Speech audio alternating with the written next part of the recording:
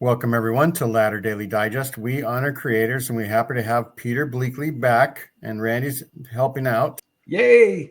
Welcome back, Peter. And Peter, say hi to your audience. It's a joy. Yes, and also welcome to another episode of Mormon Civil War. I promise I'm working on lots more episodes that will be coming out soon in the Take Back Control series.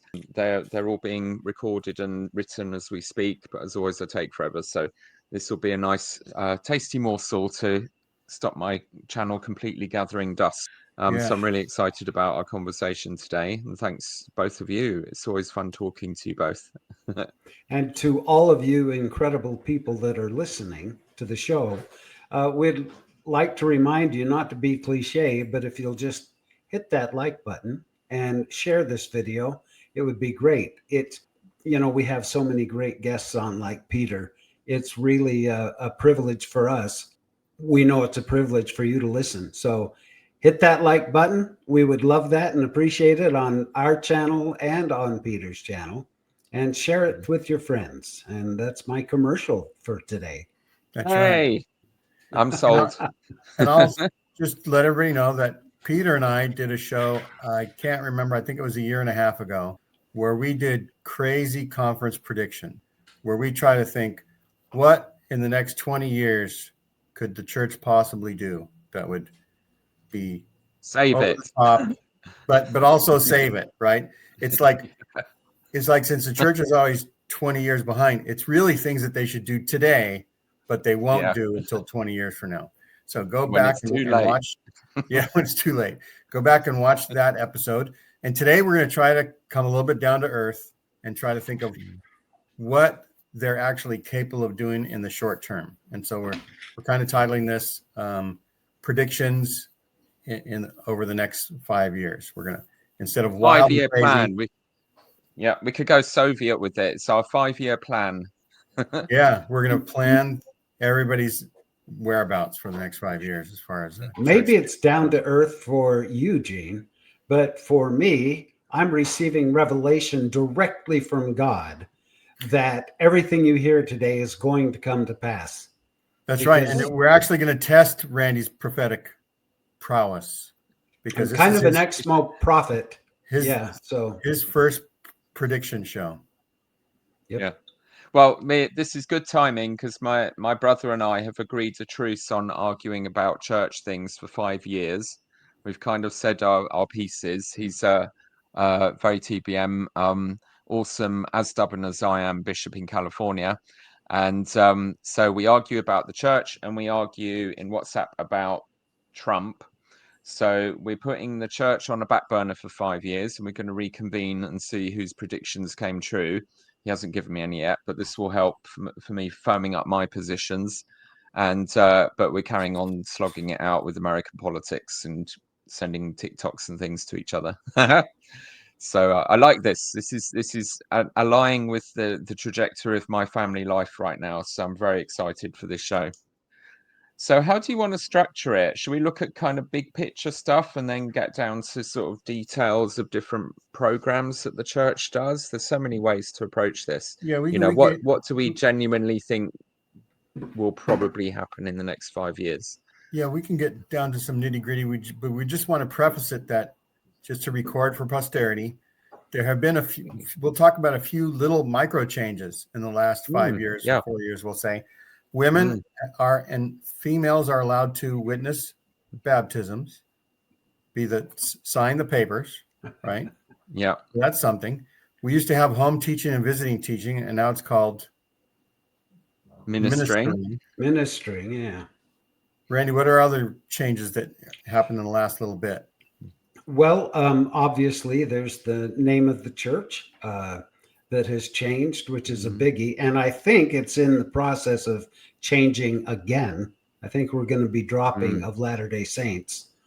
Also, you're saying, Randy, that Mormon was a victory for Satan, and pretty soon Latter-day Saints might be a victory for Satan, almost? I'm thinking so. Yeah, I'm thinking we need to change the name of the Book of Mormon to the Book of the Church of Jesus Christ. And, of course, the temples are now the house of the Lord. We're not to call them temples. And then we've got a whole new set of things that are that have been recently announced. Peter, I know that you covered that recently in your message to Gene, and we did a show on it on Sunday, as far as some of the terms that are changing so as not to appear Mormon, to appear more like the standard everyday Christian type born again church. Like sacramenting is now Sunday worship Worship services. services, yeah. Right. Do you remember some more of those? With the new hymn book. I think they're just using generic terms for things, which I absolutely am delighted about. But the thing is, again, it's literally decades too late. I was a missionary in 1989 to 91, and it was totally embarrassing to just have members keep talking to our investigators using loads of Mormon jargon that no one normal would understand, but they say it so reverently as if it's like spells or magic words that you cast on someone. You know, I'm going to do an endowment at the temple. We've got sacrament meeting. We have relief society. We have, even the Stake old conference. relics of what people called youth programs, MIA or whatever, and so on. And it's just like, talk to people in a way they'll actually understand. So I'm actually really pleased to see a lot of these changes because they make far more sense. But at the same time, Sure. it's when they choose generically born again Christian terms, our generation are just perplexed, horrified, amused after the decades of propaganda against that kind of Christianity. And it's all apostasy, and we wouldn't touch anything culturally associated with it, with the barge hole. I mean, another thing has been this shift about crucifixes, for example, that there's clearly, I think probably even some articles in the Ensign, I think already, trying to normalize if people want to. I mean, it's not with great enthusiasm. And the weirdest one of all is doing the Catholic Holy Week around Easter. Palm So going Sunday's on a about thing. Palm Sunday as if we've been doing it all the time. And then watching really like uptight, embarrassed Mormons trying to wave palms and put on an event And is say, peace be unto so you. weird. Yeah, Yes. we need to get our Yes. ashes ready to do our Get your for ash on your forehead. Wednesday. Yeah. Maybe that should go on our predictions, that we will see a general authority with ash on their forehead at some point in the next 5 years. I mean, it's so weird, isn't it? So we understand that it's an attempt to make the church seem less strange and kind of be generically Christian, but it's all too late because everyone's going off Christianity. It's like the church decides to join in moral majority Republican political Christian nationalism in America just as it's peaking, and then it descends into corruption and televangelists being jailed and all of that. And a lot of the young people in America turning against Christianity because it's so far right politically, and rather than remaining neutral, or historically it's been much more, in a sense, slightly socialist with the idea of charity and generosity to the poor and so on. So I think the church is always a bit late. It always catches these waves when they're on the downturn. And again, something I think that Americans don't have a sense of is you're crazy. You're still very religious. Like 40% of Americans still go to church. Europe hasn't been doing that for 2 generations. We gave up on that after World War II and the Holocaust. So all this angst, this anguish that you see, people are leaving religion, they're going to lose their morality, they'll have no ethics. And it's like, in my life, I teach a school full of young teenagers who are completely amazing on the whole, very strong, good families, good moral values.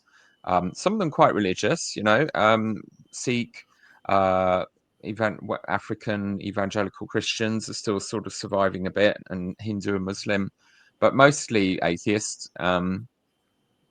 And perfectly well from that, you don't have to be religious to have moral values and decent society, and be That's good right. citizens and raise We'll families. So let's have yeah, Randy so kick off the show with a first prediction. Are you ready for a prediction, Randy, that you want to say? Yeah, I am.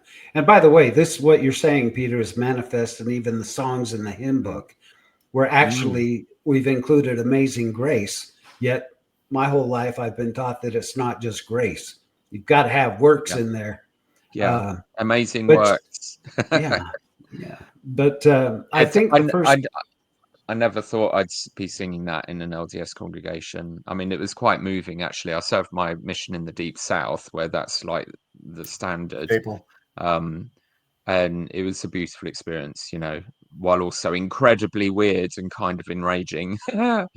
Like, why is I'm it waiting. okay now, but it wasn't all those years before? Anyway, over to you, Randy. Your prediction. I'm waiting for them to include the soundtrack of Jesus Christ Superstar in the hymn book, but I may have to wait for a while. The Book of Mormon musical.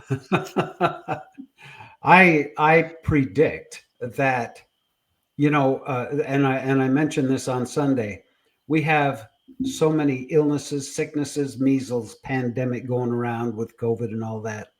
Instead of having the teachers break up the bread for sacrament meeting, touching this bread that's going to be going into the mouths of the saints, I think we're going to be coming out with a type of wafer similar to the Catholics that can be dispensed one at a time, that people can just, how you take out a Pez, like a Pez thing, a wafer that you take and put that in your mouth. Yeah.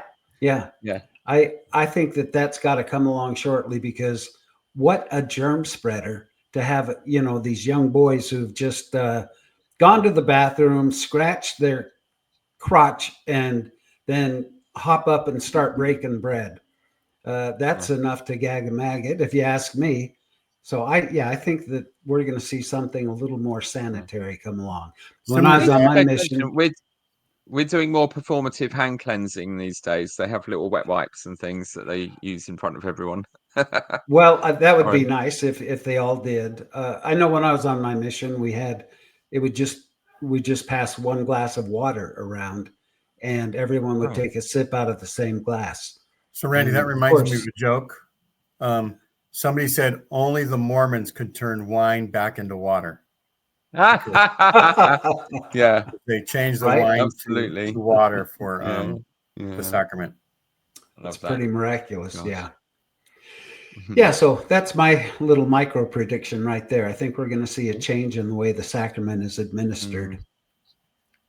Okay, Peter, your turn. I think that in a way points to how so many things could go very different directions, because I'm listening to Connor Boyack and other sort of Mormon right-wing headbangers who are massive anti-vaxxers, who think all that sort of thing's nonsense, and you shouldn't be making any allowances for people's immune deficiencies at church, which is just so unempathetic. So I think a lot of this depends upon, you've got an ongoing journey that we're seeing of trying to not seem so weird, trying to respond to scholarship, more accurate history and truth telling about that, with the nuance, how many things you have to retreat from of your truth claims, the social pressures to where social norms are anti-racist, supportive of LGBTQ equal civil rights, and women's equality and things like that. So that's the pressure.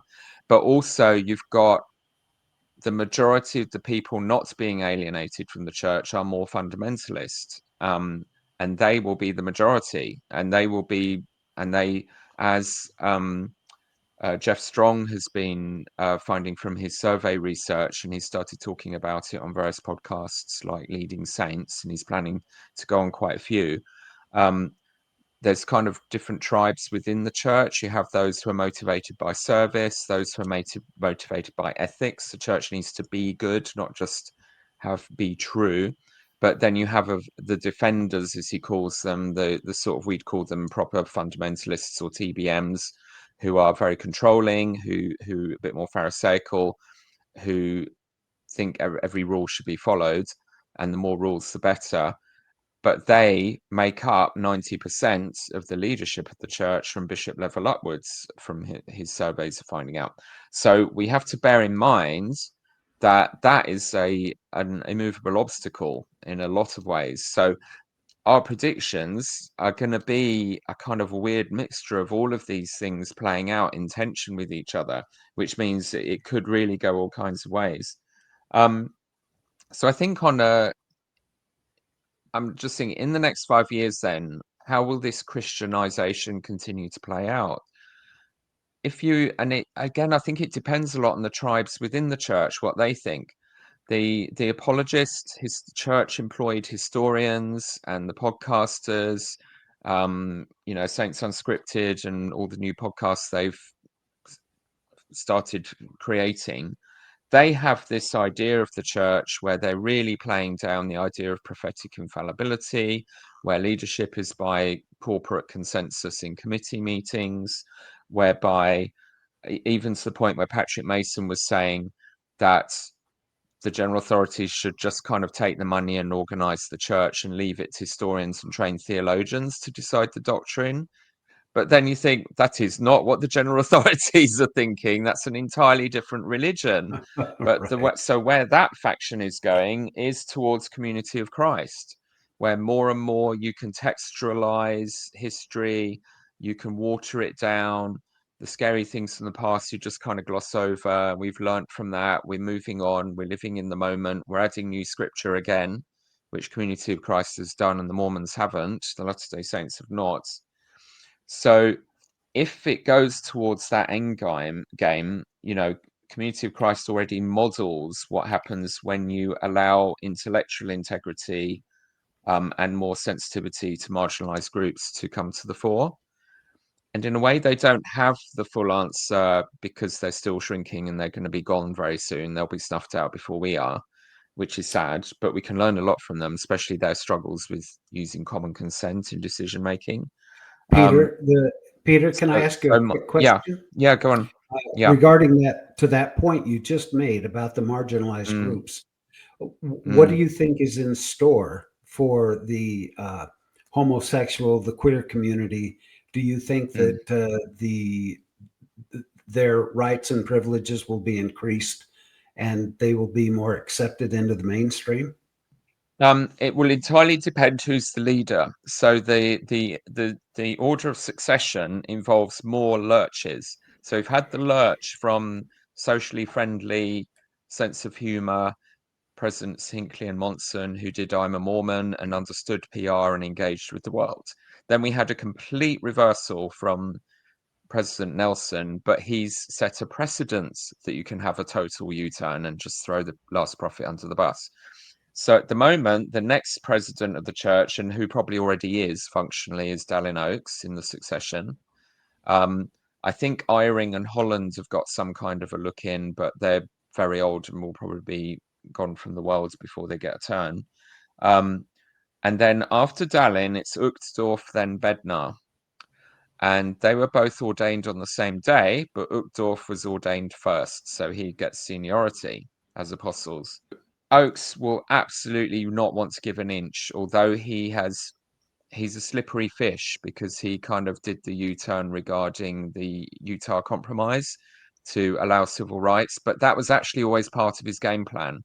When he was called in as apostle, he was immediately commissioned to come up with their game plan for dealing with the rise of gay rights. And he created a document that you can find online, and they've been doing that ever since, so for decades. And part of that was you concede secular rights for LGBTQ people, but you hold the line on denying them within your religion. And in order to not seem like total bigots, you can keep throwing the meat of, well, we'll support your rights in the workplace and in housing as long as it's not on our BYU campus, while beefing up exemptions for religions. So when it comes to temple marriage, that's a purely religious one. I think that a lot of the newer, more nuanced apostles would probably have no problem with same-sex marriage in the temple and in the church. We've lived through the Church of England and then other churches grappling with this. And it's been extremely divisive because they have a global community and their global south is very conservative. So they are still sort of holding the line on you can't be sexually active and be in the clergy, but they give blessings to same-sex couples. They, in effect, have people who are living together and pretending to be celibate as vicars and bishops, as same-sex couples. So I think there'll be some incremental compromises like that. But in a church where we're so about black and white and certainty in doctrine, that's going to be very uncomfortable for people to handle. It'd almost be better just to make the jump, just claim a revelation, for goodness sake, guys. You know, people are so desperate for one. Go and have a revelation. So I don't know. I mean, eventually the assumption is women will have the priesthood and same-sex couples will be married in the temple. You know, we all know that eventually they'll get to that point. But how many people they alienate along the way, whether it's far too late, is really quite complicated because of all these competing things. But I think the social, so Oakes will have to die. Then Uchtdorf president, I think a lot could happen under him. He's been So in a staying way, very you quiet. just predicted that Nelson and Oakes will die in the next 5 years as part of our prediction show. Actuarially, they are going to die well before then. Or they should do. But they are obviously getting very well paid for healthcare.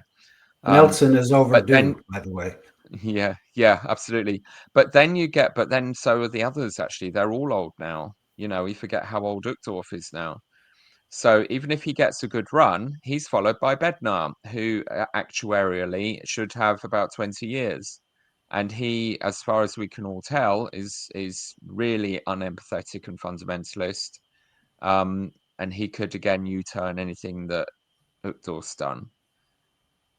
But then you have, well, how much do these people actually have conviction? Do they really care that much about doctrine? I think we might be surprised how much they're willing to compromise in order to hold the church together and have power, and go along with the world. So So it's a lot you of vague mentioned waffle, but I think that the arc of history will go towards equality. Yeah, an LGBTQ recognition, women's recognition, that those things will have to be accounted for. And to me, a baby step into women getting the priesthood might be that women get to pass the sacrament. Girls and women get to pass the sacrament within the next 5 years. That's my prediction. Does it say anywhere in the scriptures that someone must hold the priesthood in order to pass the bread tray? It's in the scriptures. You have to be Jesus or an apostle. Yeah, it's the only place in the scriptures. I don't know. Well, you've got the instructions for deacons, teachers, and priests, and administering the sacrament, however you want to define that. Is that in Doctrine and Covenants 20? I think so. I was just listening to Ben Spackman on what's his face, who's fled Saints Unscripted and is now doing, I can't remember what it's called, a podcast called, it's a Mormon jargon word. Anyway, sorry, that's really vague. I'll look it up. And he was talking about how actually Joseph Smith wouldn't recognize the church. You know, in the early days, they didn't actually use the sacrament prayer that we do, that they didn't, you know, a lot of the things we take for granted now as part of our rituals, people weren't dressed in white in the temple until like Wilford Woodruff's era or something like that. So I think that history drives that. So if people can get their heads around constant change, and the leadership, especially with what they've done with the temple endowment, are now normalizing completely changing or just dropping things that used to be fundamental shibboleths. I mean, I'm now in this weird alternate reality where Mormonism is quite happy to just keep U-turning things rather than claiming consistency and restoration of ancient ordinances that can't possibly be changed, which is how Joseph taught them. So I think anything's possible now. I think they have softened up the membership. They're so shell-shocked and punch-drunk with all these random carpets being swept from under their feet. I think they'll take anything, really. Could it be So that if God leadership is have so the old? courage to, Keystone is the podcast. I can't remember. the Could name. it be that God is so old that he's experiencing dementia? and he keeps changing his mind back and forth. And I'll say it's about time. It's about time Joseph coincidence. Smith doesn't recognize the church, because Martin Harris didn't recognize the church 5 years into it. Yeah. Joseph Smith had changed the church so much that Martin Harris had to get out, as well as a few other people. Yeah. Like David Whitmer. And the more we learn that history, then you just lose trust in the whole thing. And what is, unless they discussed in that episode, well, what then is the point of a prophet? Because they watered it down to the point of, you know, random corporate committee meetings being the process of revelation, which Dallin Oakes has been teaching now, which our generation just laugh our heads off at, because we're all told that the Nicene Creed being made by committee over months by people arguing about a text was literally proof of the apostasy. Now they're claiming this is how revelation happens. It's shameless. Got me so angry when they were talking about that. Right. So what baby steps, Peter Bleakley, are we going to see in the next few years? I think at some point, the liberal wing will have the ascendancy, perhaps under an Uchtdorf presidency, and there's going to be some kind of major showdown or rift with the fundamentalists. It's going to have to happen, because you've now got the MAGA people who hate Nelson because he was nice about vaccines. You've got, and they can't stand the church nuancing or softening its rhetoric about LGBTQ people. You've got the anti-polygamy faction who are convinced Joseph Smith was never a polygamist and that was all a mistake and a lie. So they are in clear, you know, they're holding on to the previous less honest history narrative they grew up on, the McConkie Mormonism. I mean, are you predicting that there could be a schism, that there could be a break off of the Desnat types? Hence the Civil War. There's always been, and somehow they all end up being polygamous historically, which is so weird to me. It's like, why would how do they convince themselves that that's a great idea? But I guess there's precedent. But I think there'll be some kind of disillusionment or falling. I mean, in a way, we're all now totally used to huge numbers of church members leaving immediately after baptism once they really encounter what the church is like. And that could be a whole range of reasons.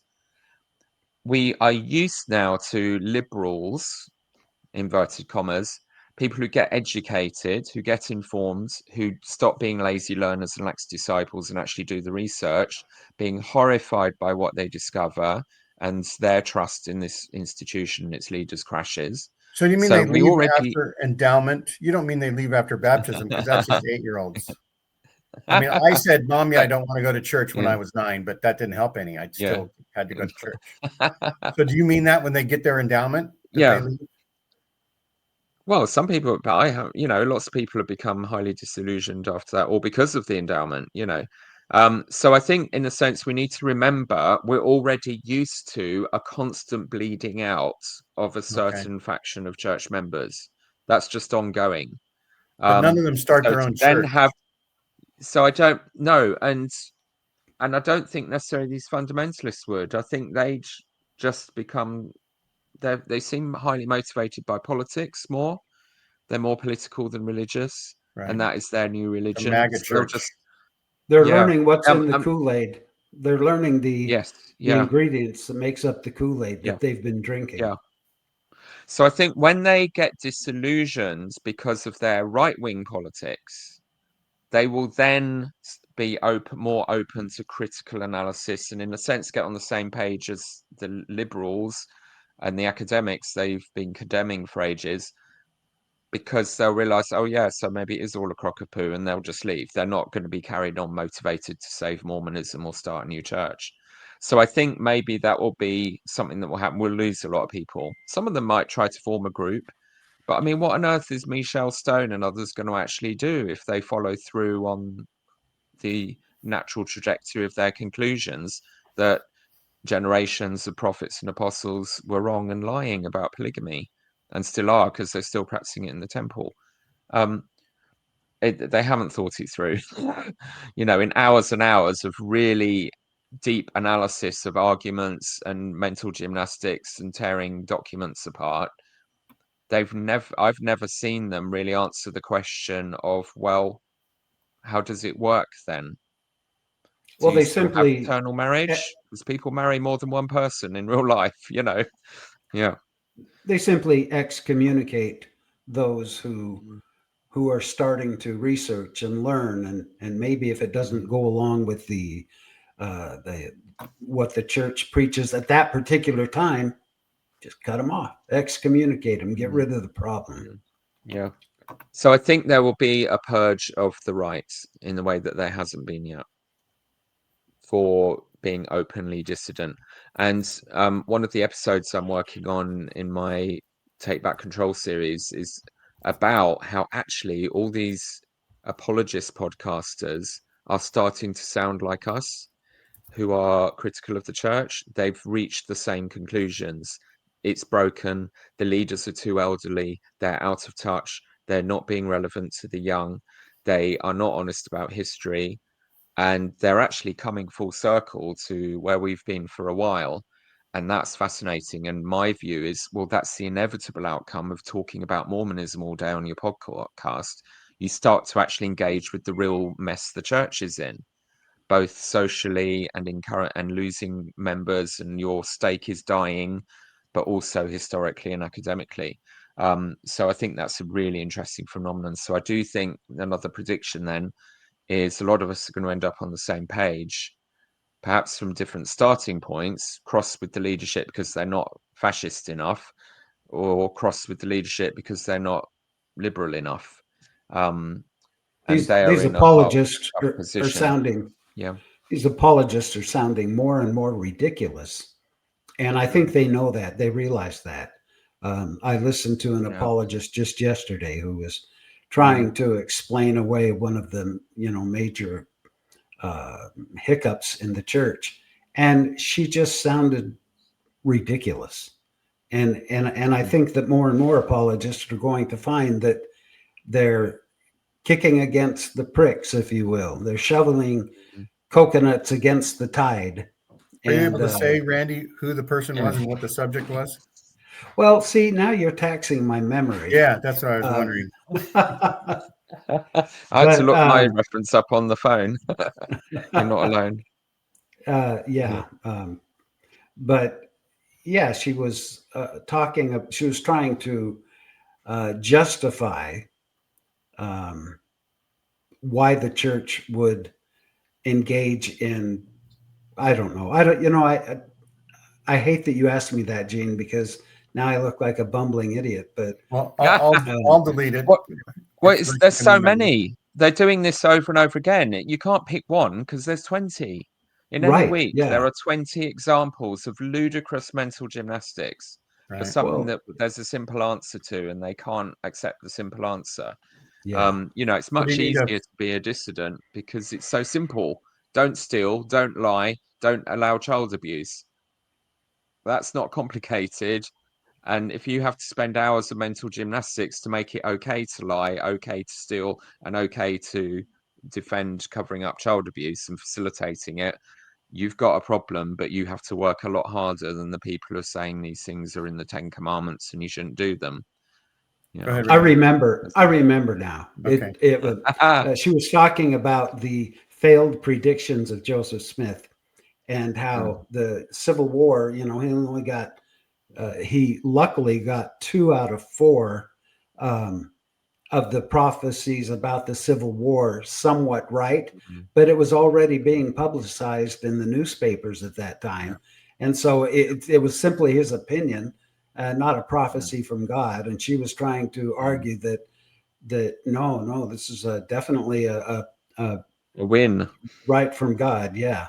And the person, I was arguing with one of the commenters on the video with Julia Sanders, and the commenter was saying, "No, you're wrong," and I said, "You're being an apologist, and you're sounding ridiculous to say Julia is wrong," because she was spot on with her research.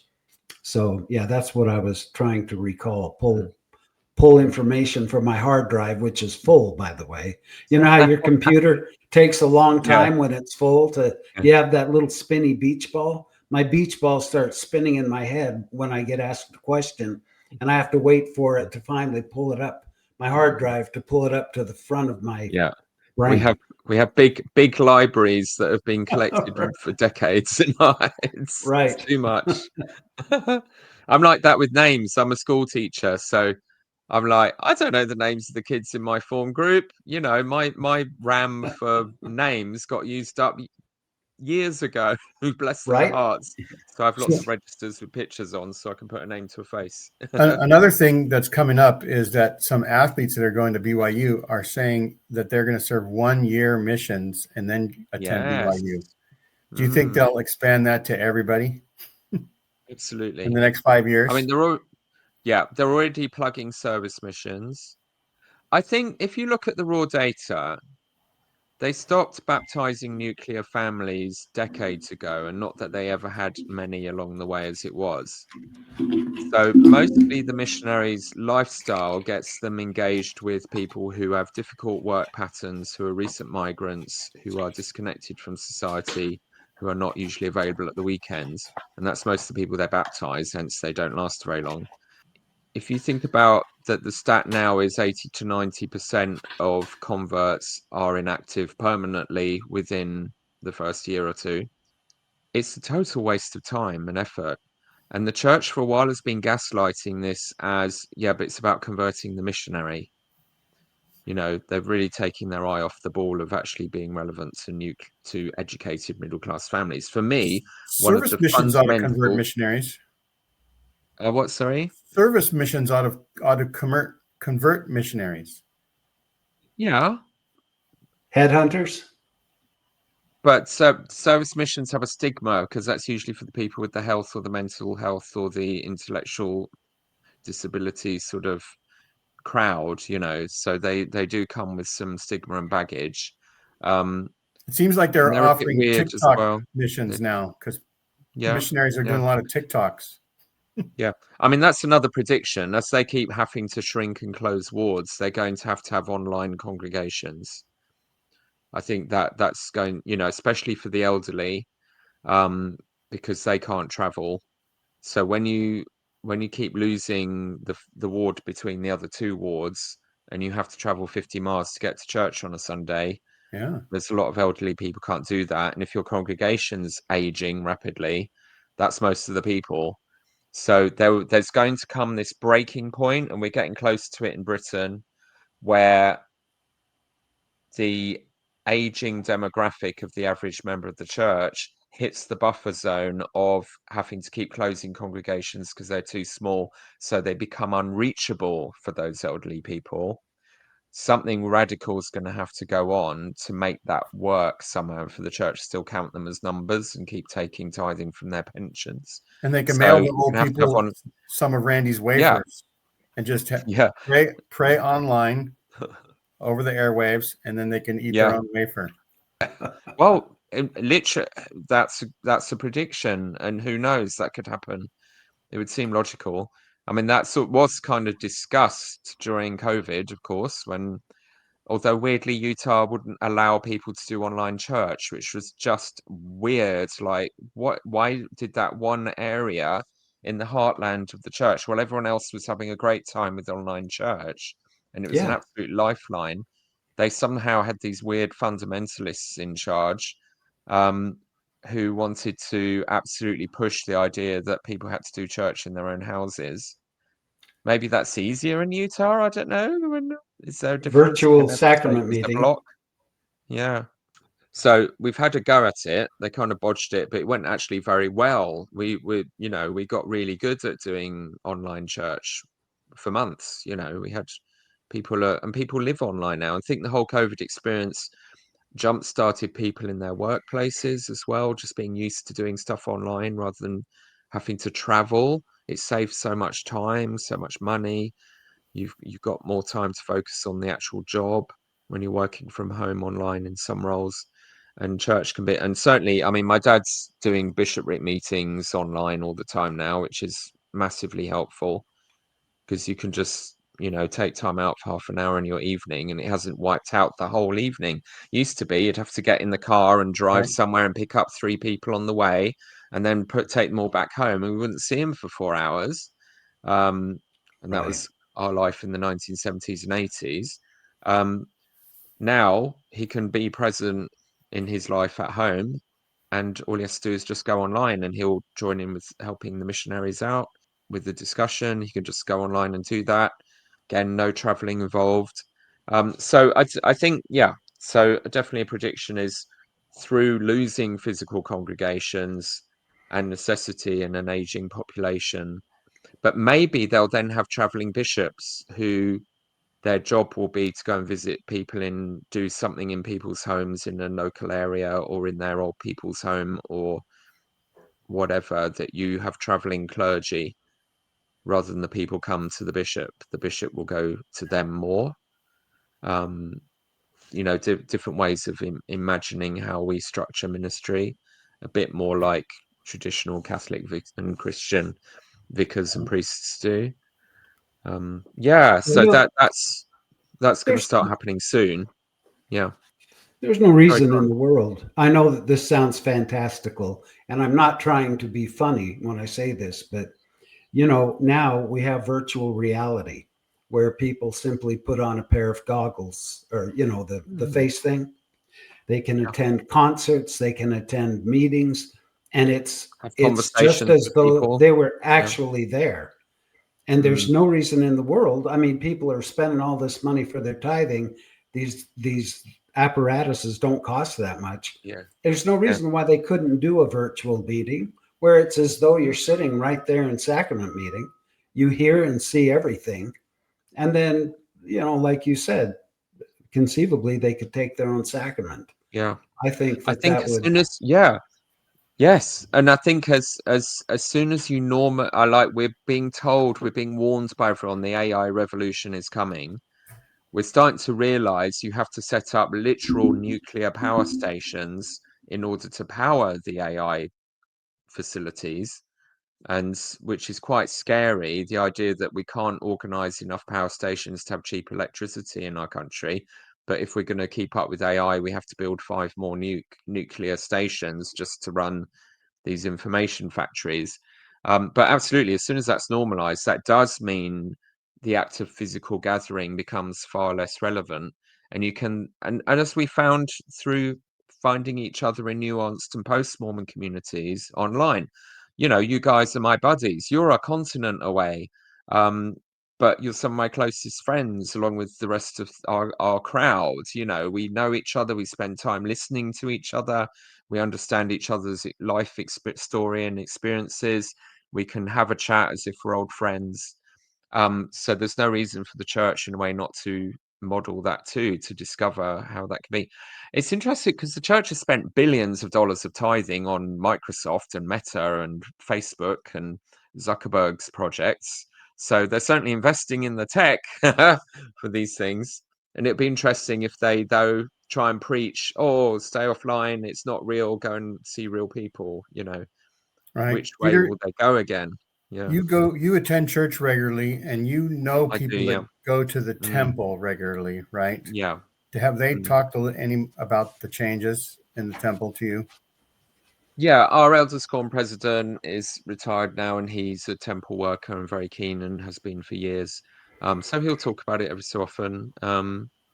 I've watched, I think the last leak we had was when it went to death by PowerPoint, and I've studied the film of that endowment quite intensively. Slideshow. Yeah.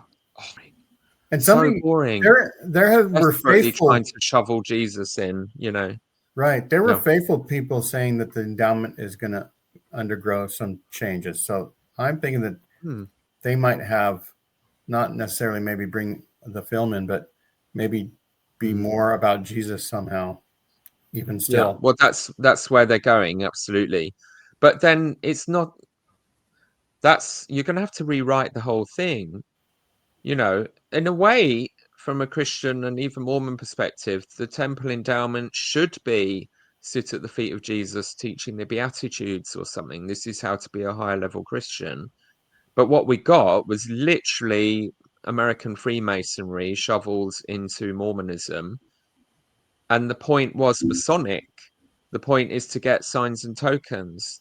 The point is to be inducted into secret society, To where do you business have with each you're in other. the in crowd and do business with each other and marry each other's wives and polygamize a lot in secret. So Here's how I wonder how they're going to frame it. shifting that to a Christian purpose is really hard. You know, you have to rewrite the whole thing, which they are indeed doing. They could say that Nelson got a revelation that God is well pleased with us learning all about Adam and Eve. And now God wants his church, his son's church, to learn more about his son. And so instead of the endowment being about the beginning of creation, it's about the beginning of Christianity, maybe. Yeah. James for Prophet in 25. There you go. Yeah. And along that line, I also predict that garments will be optional outside the temple. So garments will just be like, they'll do the washing and anointing. You wear garments in the temple because that was part of Adam and Eve thing. But now that we're Christians, into the world, you just go as a Christian and not as a son or daughter of Adam or something. And so they'll let people wear them if they want, for the old people, right? Because the old people have a comfort. The old people think they're magic underwear and protect a shield and protection. But they'll be temple garments only, and they'll just be optional outside. That way, all the secret lives of Mormon women could just wear whatever they want and not worry about the garments anymore. That is inspired right there. I'm telling you. No, I have validation from God. That's inspired. It's so useful having a living prophet in the core. Well, if only the church could run like this, you'd just know then. He'd have the revelation. You wouldn't have to have the boring committee meeting. You'd just tell us what's what. Anyway, thank you. That's great, Randy. I think now they've crossed the Rubicon. They've abandoned garments being about modesty by allowing pawn shoulder garments. You know, that is a Rubicon that's been crossed now. So then what are garments? What's the point? It would have to be the symbols. So some people have speculated, well, maybe all you have to do is put the symbols on whatever underwear you want. As long as the symbols are there, that's the important thing. Maybe in a little pouch, we can carry a parchment paper with a bunch of symbols on it. Iron them on, or just write them or something. Or on the back of our cross. On the back of our cross that we're wearing. Our crucifix. Yeah. Sacred lingerie. I like it. It's, you know, what is it? When you get to a certain point of deconstructing something, it's like, well, what's it for then? It's like what they've done with prophets. If prophets can be highly fallible human beings, and again, this came up in this discussion with Ben Spackman, and I'm forgetting the name of it again. I can picture him. He wears the small rim Keystone guy. Him. I've never learned his name. I apologize. Took me long enough to work out how to spell Jasmine Rapley, but they were talking about, you know, they actually addressed the elephant in the room, which is, well, if prophets can be wrong about things they're claiming came from God, and they do revelation by committee now, what's the point of them? And all they had to go on was, well, they've got the authority, you know, the institutional authority to decide what the revelations are for the whole church. But then comes back full circle. Well, they might have the authority, but they're still getting it wrong. Why should anyone trust them, you know? So they're aware. They know that elephant is in the room. They know that they've talked down and walked back the reliability and the miraculous and the supernatural nature of prophets. So far, they've got nothing left, really. David Snell is his name. Yeah. Oh, bless him. I'm pleased he's carrying on, because he's always been quite I mean, they're all a bit dumb, aren't they? But he's always been nice, you know, one of the more thoughtful sort of contributors in that space, you know. When he eventually becomes an ex-mo, he's going to be fun to have on board, I think. He'll be good to have around along with Jasmine. He's always been able to at least discuss hard things. Yeah. And quite shamelessly. I mean, what annoys us, we're glad you're having this conversation, because at last you're getting onto our territory. Now you are actually addressing the real reasons people are leaving the church who've been in for a long time. But in a Thank you for gaslighty that. kind of a way. But you're gaslighting the hell out of it all. You're pretending a version of history that's totally unreal, and you're blaming the members. And they kept saying this in this dialogue.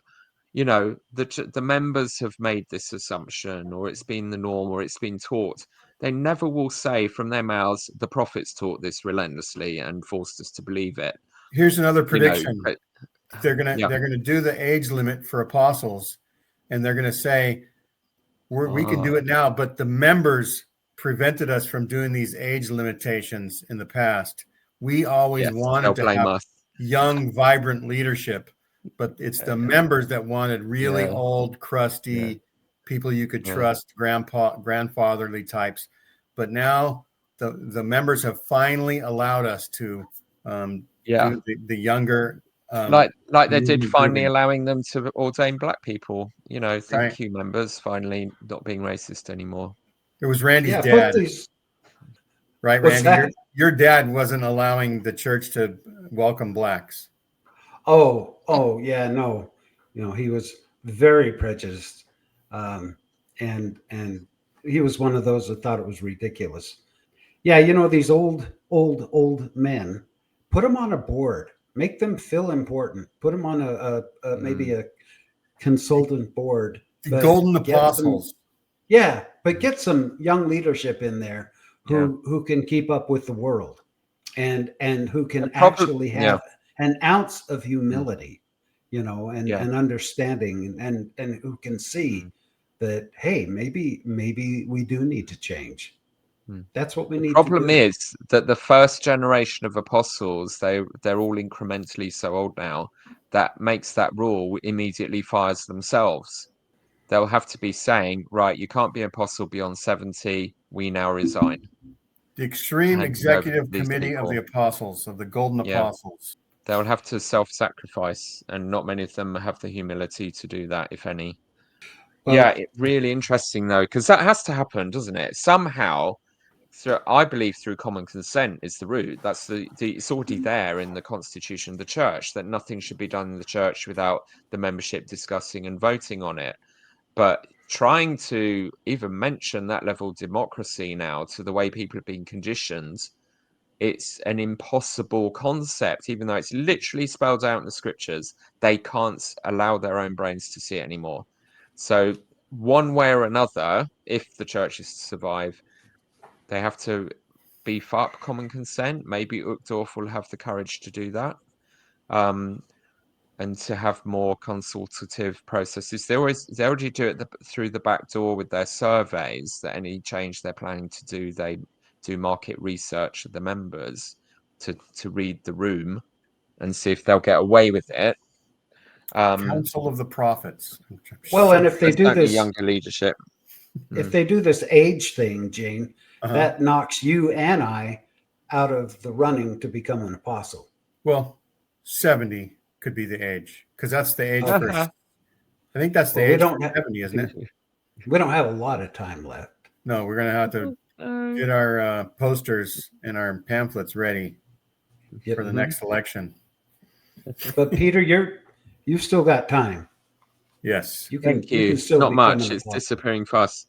Well, my main goal at the moment is to hang around until I'm one of the last 12 people who are still turning up at church and inherit all the money. So that's generally my game plan.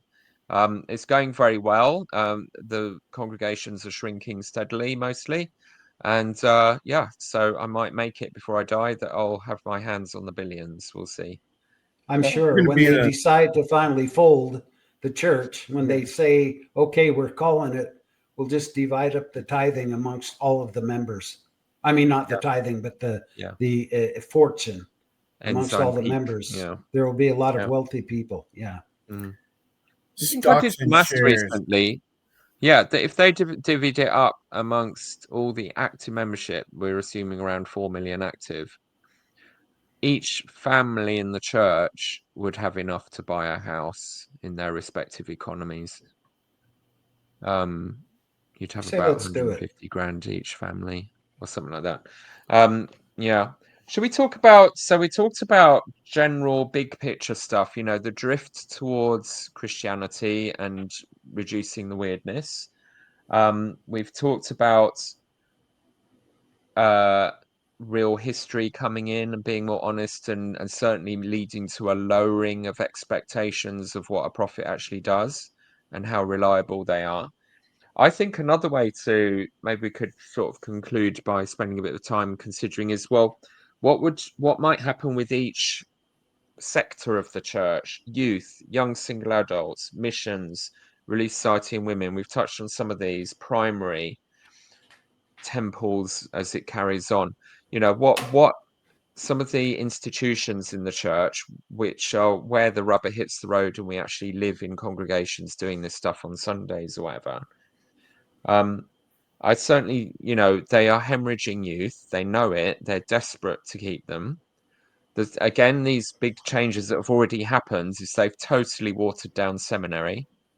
You literally don't have to study more than a handful of scriptures to pass seminary now. You no longer have the requirement to read the whole book.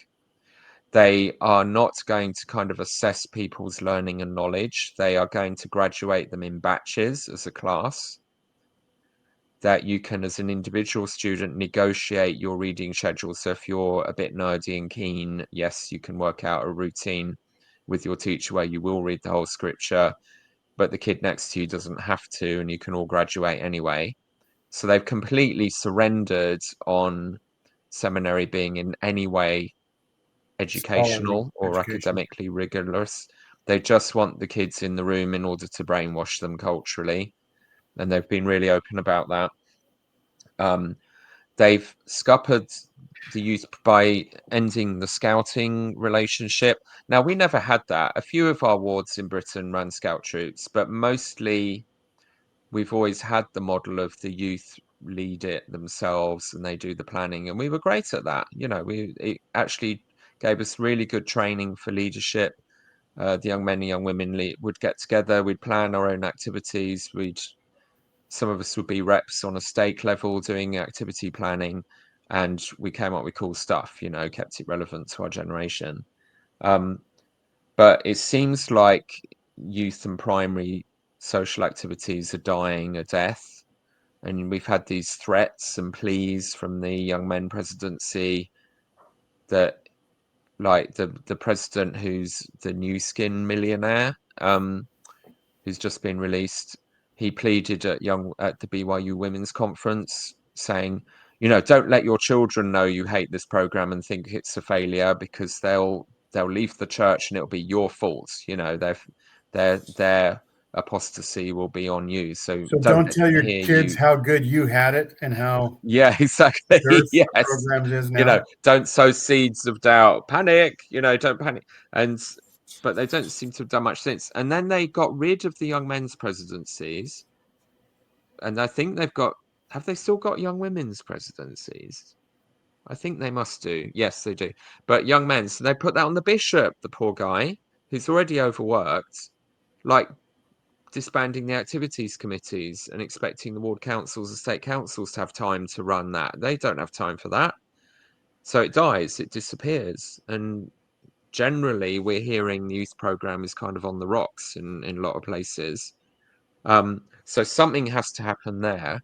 Do you have any thoughts about what might, I don't know if it's kind of way beyond your ken because you haven't got grandchildren going, I don't know, but what do you think they might do over the next 5 years with primary and youth to try and hold on to them more or make it more engaging? Wow. I just had a revelation. I think that we should go. Yeah, I think we should go into competition with the Girl Scouts with the cookies. You know, everyone loves Girl Scout cookies. How about we make Latter-day cookies and a wide variety and send the youth out to sell those? That way they can keep bringing in the money, and the youth love cookies. So I think that might be happening.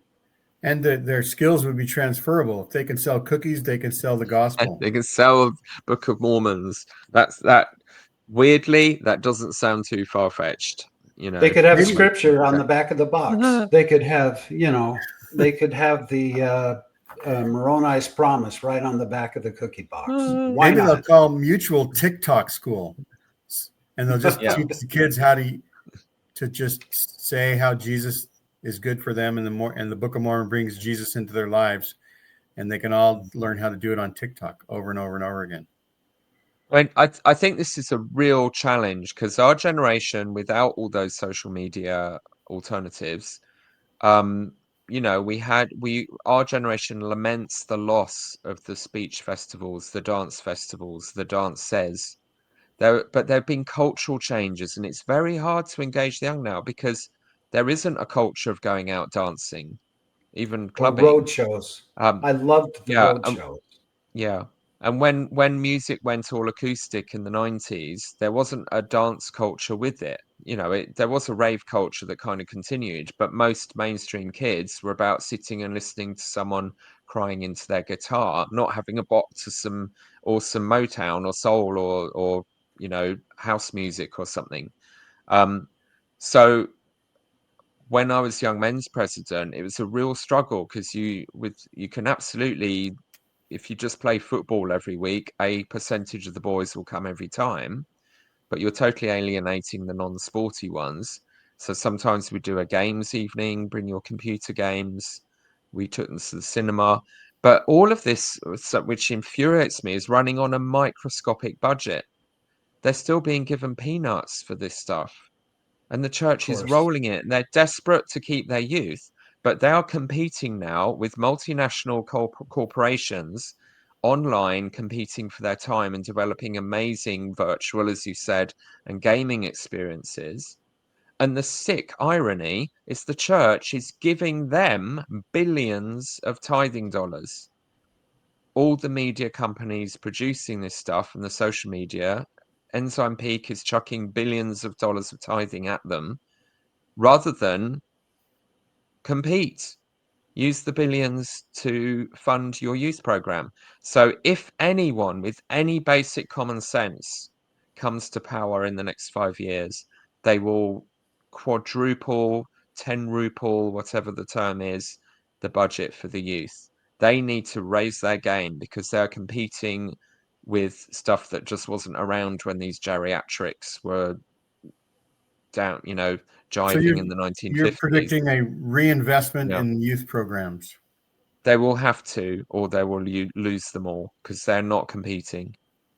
Or they'll just give it up. I mean, where you've got Nelson's thing is if it's not interesting to me as a crusty old retired doctor, it shouldn't be interesting to the kids. So he just shuts down the fun.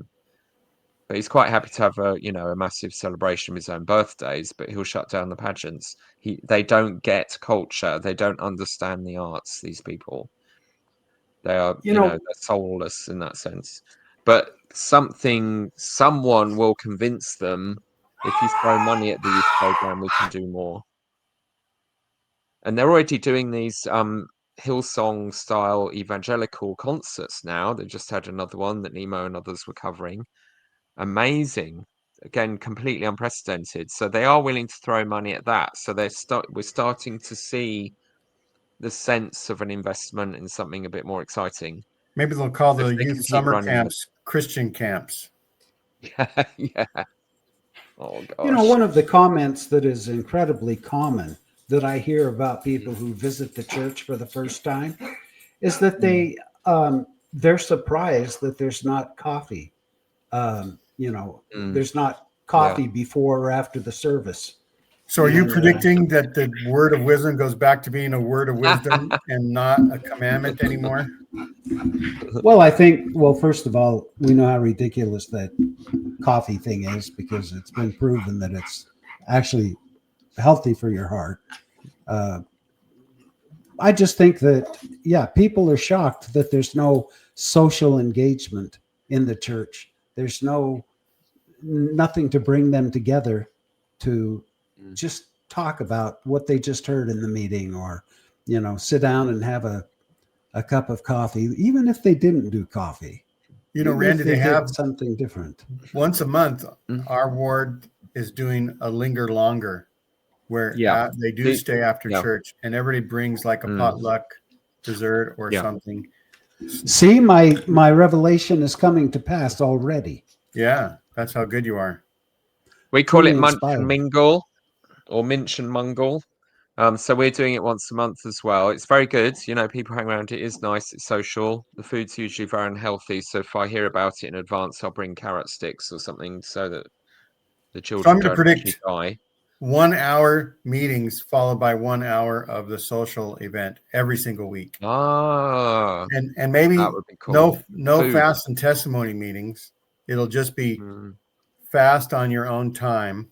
Hell, And I might start coming again. and maybe one Sunday a month they'll assign like 6 people in the ward to just bear their testimony Yeah. real briefly as Yeah. part of the service.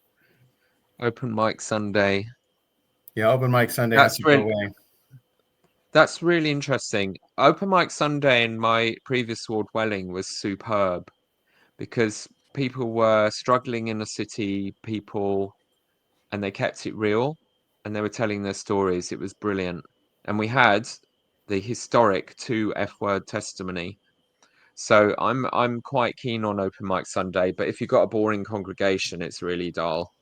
It can be, you know, but where people are prepared and encouraged to just be real, I love it. I think there's so much more meaningful than just regurgitating badly a general conference talk. So that is a prediction that has to go as well. I'd say that at the moment, nearly every talk in the Sacrament meeting and nearly every lesson in Release Society and Elders Quorum is based on a general conference talk. They have overcorrected on that. It's overkill. It's totally boring. No one's being themselves and talking about their own lives and their own stories when they're doing that. It's almost like they're telling people, we know that you sleep during conference, so we're going to do lessons about the conference talks. But then that's a self-fulfilling thing. No one needs to listen to conference because you're going to hear all these talks later. If there were good ones, the Elders Quorum will be doing it in detail. Why do we have to suffer it twice? And I really think that's become a factor for a lot of people to not engage with conference. I'm going to take Meanwhile, a baby Nemo and step. I are staying up till 3 a.m. watching every word and analysing that out of it. You know, Thank heavens somebody does. I'm going to take a baby step backwards. Did you say engaging in 2 F-word testimonies? Yes. Wait, are the F word? Did you know that when someone does a testimony with 2 F words in, there's actually a sound that a Mormon congregation makes? Now, you're only going to hear it like once in a century because this never happens. But so there was this sister amazing, wonderful African sister, just giving it welly in her testimony. And she was talking about how the world's going to hell in a handbasket. And everyone, you know, the kids in the playgrounds at school or even hearing people say, fuck. And because she had a very Nigerian accent, there's this quizzical pause. Like, did she say what we think she What'd said? she say? And then she said it again. And there was this, and it's like a mouse squeak. I have to be careful to not have false memory syndrome because it was so brief and it will never happen again in my lifetime. But there was this, as the whole congregation realized that the lady at the pulpit had just said the F word twice, and it came with a little movement. It was like a little jolt. It was just like a collective squeak. Yeah. And it's like, what the holy heck's going to happen now? And then the bishop very kindly, bless him, he handled it brilliantly. He's just got up, just sort of held her on the arm and she said, we don't need to actually say the words. And he sat down and let her continue. And it was handled brilliantly. But my gosh, I lived to hear the 2 F-word testimony. Oh, I can die happy now. There's nothing else. That's like climbing Everest, isn't it? So yeah, open mic Sunday, I'm a fan. You might I've get had a that F-word a testimony. similar experience when I used an expletive in front of my mother-in-law, and she did that same thing. And I can imagine a whole congregation doing it at once. A jolt, right? They're jolted. They're shocked because that's the power of words. You can say a word that they're not expecting, and they squeak and shiver all at the same time. Well, did you ever see the video of the young lady who was bearing her testimony and said that she was thankful that God made her how she was and mentioned that Yes. she was a lesbian, and Mm, the bishop got up and sent her back down into the audience. yeah. No Yeah. explanation, just said Yeah. stop Yeah. and You're sent done her now. away Mm, because she said no. lesbian. How Mm. ridiculous is that? God Oh, doesn't make they mistakes, got Randy. I yeah. know there are no Yeah. gay people in the church, right? That's Mm, right. That could be mad. a So prediction. we've Gay done people youth, will we've be in the done church pretty soon. yes, we've done missions. We sort of talked about women being allowed to pass the sacrament as an interim to ordination. We talked about primary. Not that there's any primary left in most places here, but what about young single adults? Any thoughts on that? I mean, at the moment, YSAs, I think they're set up to fail and to have shame. First of all, the women are told only marry in the church, but there aren't enough. They outnumber the men. So for 40% of them, they're either going to end up single for a life or divorced from their Mormon man they married and turned out to be a dud, instead of marrying someone sane who is secular or whatever. Actually, Um, Rebecca Biblioteca reported recently that the mm, women of that age group were yes. leaving faster Yeah. than the So men what a were. surprise. Yeah. So the new shock, and I think the general authorities have started talking about it, is that women are now allegedly leaving faster than men. I don't know if that's a general Christian phenomenon, because there's been a lot of newspaper articles about um sort of incel far right, alt right men coming to Christian churches that offer them more of that, sort of robust masculine Christianity. And you got mad Russian Orthodox priests sort of pandering to that. Um, but so there's also a financial thing. The kids are told to basically put all their savings into saving for a mission, even though there's surplus tithing every year that would cover all that many times over that they've already paid and their families have paid. To then go on the mission, they're losing 2 years. They're 2 years behind their peers in education. Come back from the mission penniless, and then they're told to go to university because it's always university because all the general authorities are nearly graduates of BYU, which was heavily subsidized by the other tithe payers, so it was unrealistically affordable for them. And then told to marry straight away and start having children before they've even qualified, which is financially impossible in most of the world, and basically be bankrupt and live in poverty from then on and suffer. They're not. So if there was any sense, there would be massive grants for education from the church, not just if you go to BYU, but they would apply that largesse to other communities where it's needed far more. Do they want And them educated though, Peter? well, that's Jehovah's Witnesses have just said that their kids can go to uni a bit reluctantly for the first time. That happened this month. So, Randy, are you predicting that they change the scripture or Joseph Smith's quote to the glory of God is ignorance? I think It's that royalty. they discourage students to learn anything but the gospel indoctrinated education system. Because the more, that's what the problem is. That's why the church is hemorrhaging members, is that people are They becoming get more educated. educated. They're learning from people that aren't necessarily, BYU professors who are mandated to teach things that correlate with the gospel doctrine.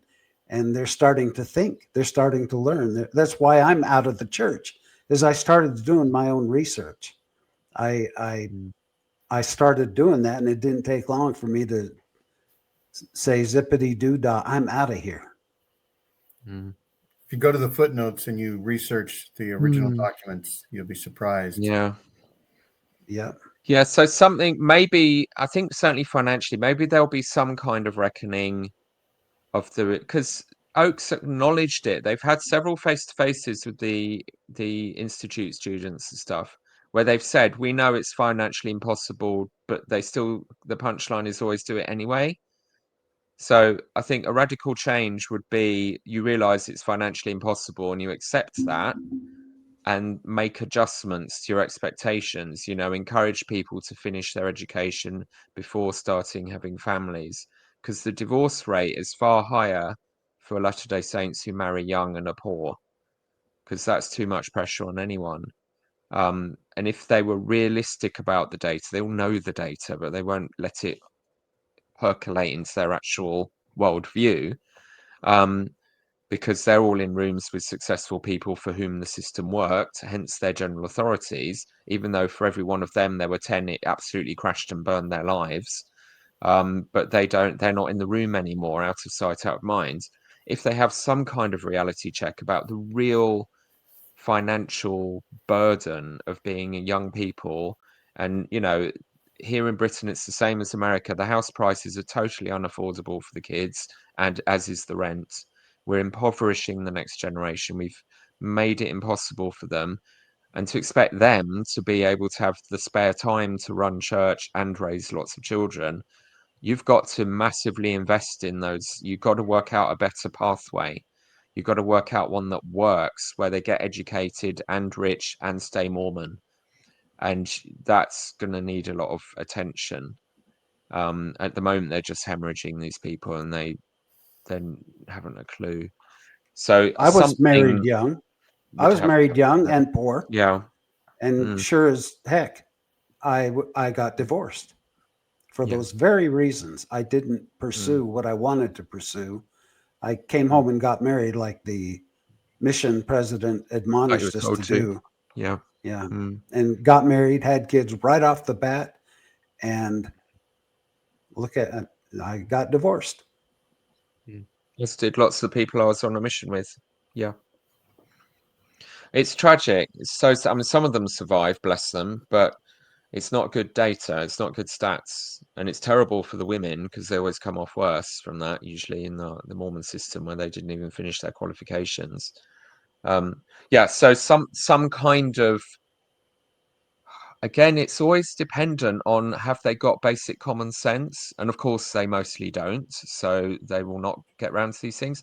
But occasionally, reality does break through, and we are seeing that in a lot of these changes. So it gives you hope that these changes could happen. So something has to happen as a different model for the YSAs anyway. They're going to have a reality check, or just lose them, which they are at the moment. So, you know. Did you have any other categories on your list? I think I'm about done. I'm trying to think out, what else does the church do? You know, the endowment is just going to become unrecognizable. The whole philosophy at the moment is gaslight, gaslight, gaslight.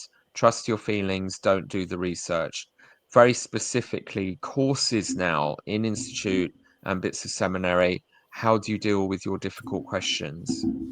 And it's never find the answers, realize these people were corrupt monsters, and find a way to work with that. Although they're sort of trying it by generically saying these men weren't perfect, but they won't actually admit the scale of wrong. They'll never apologize.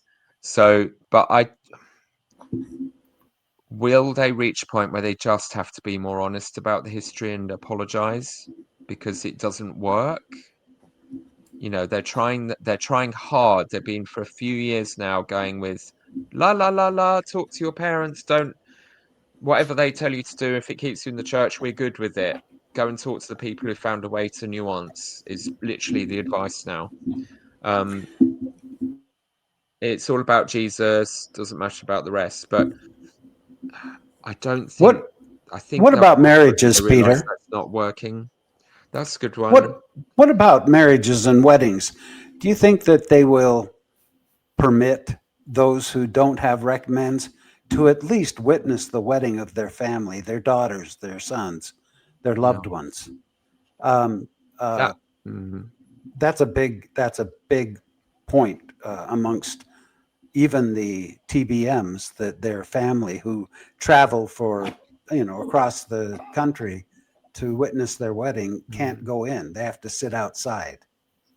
I think that in a way comes from the American model, the American Mormon model. Here in Britain and lots of Europe and the rest of the world, weddings have to be public in order to be legally recognized. So we have always had a fantastic civil wedding at church with the registrar there. Often you'll have the legal representative will be someone in the stake who will be kind of assigned, and they'll do the training. Or you just have the standard civil one come in. So So I we've guess actually always done. when they We've say always the done. words, Mm, is there anyone that has any reason that these two shouldn't be yeah, united? Really yeah. means everyone Oh yeah, to get that yeah. opportunity. You That's the you public turn part of around. it, You're asking the whole congregation. And so we've always been able to get a good dose of being there at the wedding. You are at the wedding. You're not at the sealing, which still can be difficult for some people. right? But the parents never miss the wedding. They're there. They're walking their child up the aisle. They're giving the speeches at the reception. We have quite elaborate traditions here in Britain, and we So go for maybe them. they People can. stay for years. That could be a prediction where they Mm, don't do weddings in the temple anymore. They just do sealings. yeah, So everybody yeah, has to get yeah, married in public yeah, and then only yeah, go to the temple for the sealing. yeah. That could be And something they're that happens allowing in it 5 now. years, Yeah, and they're allowing that now, but don't introduce the shame weight before you can be sealed afterwards. Just right? do it whenever. Stop this stupid. You know, I Requirement. anyway, Yeah, coming out in their there's wedding too much pain dress from that. Yeah, at the steps of the to do a temple, photo getting shoot. their Yeah, pictures taken. yeah, Yeah, that's Yeah. and that's got to and go. so many brides describing their utter disappointment with that experience because it's such a non-event. You know, the wording of an LDS temple wedding is short and boring, and it's usually someone you don't know, and it's not personal, and it's not family, and so it's such a not after waiting all those years, and that's the only thing women are told to sort of really care about as an event. To make it so utterly awful when they actually get there has broken a lot of people's testimonies overnight. Yeah, And then, so we can learn from the Brits how to do it yeah. properly, absolutely. And it's an amazing missionary opportunity. This the stupidity of it all. I had colleagues from work come to my wedding. They got in a Mormon chapel on a purely non-pressure event, all joy, not being lectured at religiously. Absolutely brilliant. One of my colleagues said she really noticed how tolerant everyone was of the fact that she had fractious children and no one cared, compared to her experience going to her hubby's Catholic things. Well, That the was only pressure wonderful. It was, was Peter, huge. the only pressure Yeah. was they had to be able to last an afternoon without alcohol at their party. Yes. Yeah. We helped them along. But so it's such a missionary opportunity. Because it's not culturally normal in Utah, they don't realize what a trick they're missing. It's Mormons You smiling authentically. Yes, for real. And being themselves and being fun and the really hilarious talks they give if you haven't got an alien retentive, handbook bishop. And you literally party afterwards. You go into the cultural and have the massive reception and a big dance. And then, the couple might slip off to the temple for an hour or two and then come back later. Um, if you're nearby, Or go the which following we week even. Yeah, yeah, do it a yeah, week yeah. later. Yeah, of course. Yeah. You got your colleagues, your extended family who aren't members of the church, everyone there. They're all in the events, present. It's brilliant PR for the church. And watching the stupidity of how uptight and killjoy the leaders have been over not allowing that to happen in America has just been weird. I mean, in a way, it's not hurt us because we don't have to do that nonsense. It's such a missed opportunity. They have no imagination or cultural sensibility to realize what an incredible missionary moment that is. Because it's the only time a member of the church is going to get all the important people in their life in a building for quite a long period of time, socializing and being in a religious service with Mormons. Wake up. So yeah, Well, maybe they'll realize to make that a norm. Yeah. the church is terrified that a couple might engage in sexual activity Or if before being if they're sealed. not married in the temple. Yeah, Yeah. they're petrified that someone who has had sex might be able to get married, Mm. I and think Peter and I, in our crazy predictions, predicted the church would get out of the bedroom within 20 years. So that's still in the future. That's not the next 5 years.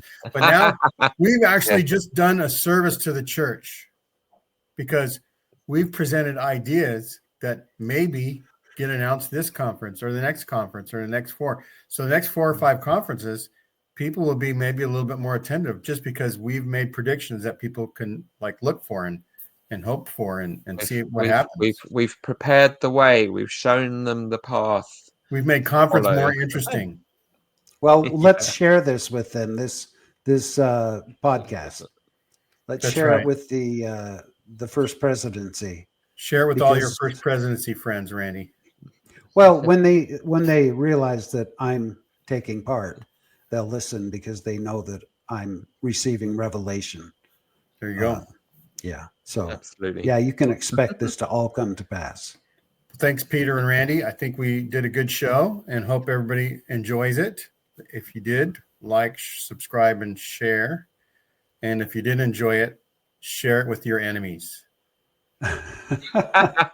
They can hate watch it. Yeah. Who cares? It's numbers. Right. If you know anybody with insomnia, my channel can help with that. So share my videos whenever you can.